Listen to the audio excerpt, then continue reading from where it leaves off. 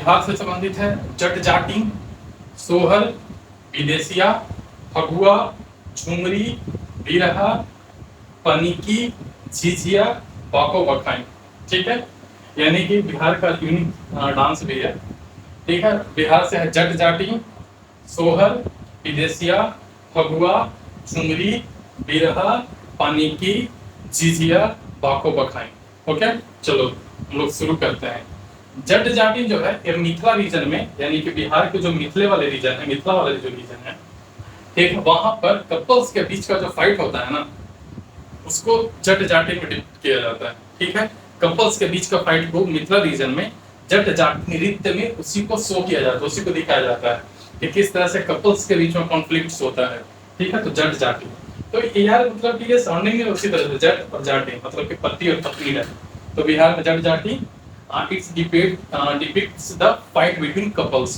ठीक है, फाइट नहीं बोल सकते हैं मतलब कि ये नोक झोंक। ओके, सोहर, बिहार में सोहर तब गाया जाता है जब किसी के यहाँ बच्चा होता है। तो जब बच्चा होता है ना, तो जो ट्रांसजेंडर पीपल आते हैं, और मतलब कि ऐसे नॉर्मल पीपल भी कर सकते हैं, नॉट कि वो ही सिर्फ करे, ट्रांसजेंडर ही करे, तो नॉर्मल लोग भी सोहर गाते हैं उस बच्चे को होने पर, मतलब कि बच्चे को जन्म होने पर सोहर गाया जाता है बिहार। ठीक, विदेशिया, एक्चुअली विदेशिया बिहार के लोग शुरू से ही क्या होता है, उनको माइग्रेशन का मजबूरी होता है। तो माइग्रेट जब करते हैं तो वो जो पत्नी होती है ना, वो मतलब कि अपने पति को याद करते हुए, यानी कि पति के विरह में वो क्या करती है, ये विदेशिया उसी को दर्शाता है कि किस तरह से जो पत्नी है वो अपने पति को मिस करती है when he goes to any other states और एनी अदर कंट्रीज। तो विदेशी उसे संबंधित है एक्चुअली। ठीक है, फगुआ, फगुआ जो है हम लोग वो मार्च में गाते हैं, जो होली के टाइम होता है, तो वहां पे फगुआ गाते हैं। तो उसी के जस्ट बाद एक चैता भी होता है, जो मतलब उसके जस्ट बाद, यानी कि होली के जस्ट वाले मंथ में चैता भी गाया जाता है, और उसके जस्ट पहले वाले में, यानी कि during the Holi festival and all the month of the Holi, मतलब कि होली वाले पूरे महीना like as March of course, तो वो फगुआ गाया जाता है। ठीक है, झुमरी, बिरहा, बिरहा मतलब कि ऐसे क्या होता है कि ग्रुप होता है, मतलब कि एक उसमें सिंगर होता है और बाकी दो चार उसको बजाने वाले होते हैं, और वो कोई कहानी को क्या करता है कि वो कहानी को गायन का रूप दिया जाता है। ठीक है, यानी कि कहानी के साथ साथ वो गाया जाता है, उसमें कहानी बताया जाता है बिरहा में ऑफ कोर्स। पानिकी, पानिकी आई थिंक कि मतलब इसमें जब महिलाएं जब दूर दूर जाती थी पानी लेने, देन सी सिंग्स, और मतलब कि वो इसमें जनरली वही दर्शाती है कि जब वो दूर दूर से पानी लेने जाती है तो वो पनिकी में वो दर्शाती है। ठीक है, और झिझिया और बाको बखाई। ठीक है, बिहार का किसी भी डांस को ट्रिक का जरूरत नहीं, आप याद करो यार बिंदास ऐसे ही। जट जाटिन, सोहर, विदेशिया, फगुआ, झुमरी, बिरहा, पनिकी, झिझिया, बाको बखाई। हम इसलिए बोल रहे हैं कि इसको ट्रिक का जरूरत नहीं है, क्योंकि मैंने इसमें लगभग सारे डांस को ही समझाया अर्थ कि किसमें क्या होता है। ठीक है, तो नहीं जरूरी। चलो राजस्थान में चलते हैं। राजों का गढ़ है भाई राजस्थान, राज मतलब कि राजा का स्थान है ये। तो ये को उसमें घूमर, और घूमर को हमको नहीं लगता है, डोंट थिंक कि घूमर को कोई ट्रिक का जरूरत है, क्योंकि घूमर संजय लीला भंसाली इसको बहुत फेमस कर चुके हैं पद्मावत में, जिसमें वो घूमर करती है। तो ऑफ कोर्स घूमर को आपको ऐसे ही याद रखना होगा, और जो घूमर है वो राजस्थान का भील ट्राइब का महिलाएं जो है वो करती हैं। ठीक है, तो घूमर जो है वो डांस भील ट्राइब के घूमर के द्वारा किया जाता है, ये राजस्थान से संबंधित है। तेरह ताली, तेरह ताली क्या है कि एक ट्राइब है कमर ट्राइब। ठीक है, तो कमर ट्राइब का जो महिलाएं होती है वो अपने बॉडी में मंजीरा बांधती है। मंजीरा is like a sounding instrument, musical instrument है।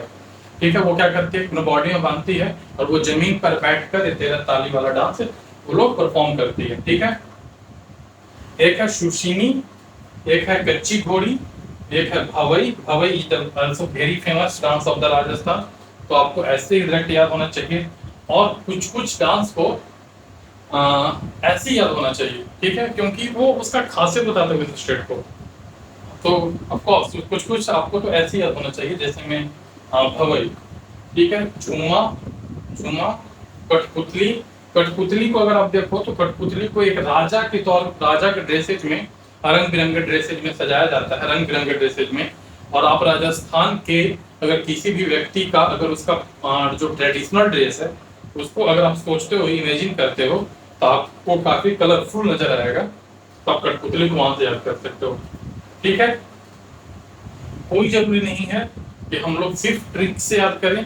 आपको एक इमेज अगर सेट हो जाता है, एक पिक्चर सेट हो जाता है दिमाग में, अगर आप कोई पिक्चर से रिलेट कर पाते हैं, तो this is the best way to learn dance. Okay, folk dance. यानी कि अगर आप कोई पिक्चर रिलेट कर पा रहे, लाइक कठपुतली, कठपुतली का ड्रेस अगर आप देखो और राजस्थान के किसी एक मेन का ड्रेस देखो जो उसका ट्रेडिशनल ड्रेस है, तो आप पाओगे कि वो काफी रिलेट कर पा रहा है। तो just imagine that picture, okay, वो आपको हेल्प करेगा। झूलन और चारी, घप्पल, कलबेलिया, कलबेलिया ऑफ कोर्स एक ट्राइब है, कलबेलिया ट्राइब राजस्थान के, उसके द्वारा किया जाता है। और कलबेलिया के साथ खास बात यह है कि यूनेस्को वर्ल्ड ने इसको 2010 में सूचित किया है, ठीक है, रिकॉग्नाइज किया है। गैर, नेजा, ठीक है, तो यानी कि राजस्थान का कौन कौन हो गया? घूमर, भीड़ ट्राइबों में, तेरह ताली, कमर ट्राइब, जो कि कमर ट्राइब की महिलाएं वो क्या करती है, बॉडी में मंजीरा बांधती है और उसके साथ डांस करती है। सुशीनी, ठीक है, तो यार राजस्थान को अगर आप देखो तो राजस्थान की जो महिलाएं थी, आप अगर पद्मावत को याद करो राजस्थान में, तो कितना सुशील थी, कितना सुशील थी। उन्होंने अपना खुद को दहन करना स्वीकार किया, ठीक है, तो ऑफ कोर्स वो बहुत सुशील थी, तो सुशीनी, ठीक है। कच्ची घोड़ी, आप देखोगे कि राजस्थान मतलब कि हम लोग क्या करते हैं कि जब शादी वादी होता है तो हम लोग घोड़ी पे चढ़ रहे होते हैं, तो जब राजा होते हैं वो भी क्या कर रहे होते थे, घोड़ी पे सवार होते थे, ठीक है। तो वो शादी में जब लोग घोड़ी पे सवार होते हैं तो बेसिकली इसीलिए सवार होते हैं कि ताकि राजा वाला फीलिंग आ सके, एटलीस्ट एक दिन तो आ ही सके, ठीक है। बाकी अगला दिन से तो फिर नौकरों से भी बदतर हाल होने वाला है, तो एटलीस्ट उस दिन खास करके वो फील लेने के लिए वो लोग क्या करते हैं कि घोड़ी पे चढ़ते हैं। तो वो लोग तो प्रॉपर राजा थे ही, तो जो प्रॉपर राजा थे तो वो हमेशा क्या करते थे कि घोड़ी पे सवारी करते थे। तो अब यहाँ से ध्यान रख सकते कि घोड़ी राजस्थान से संबंधित है। और सुशील होके काफी सुशील होती थी।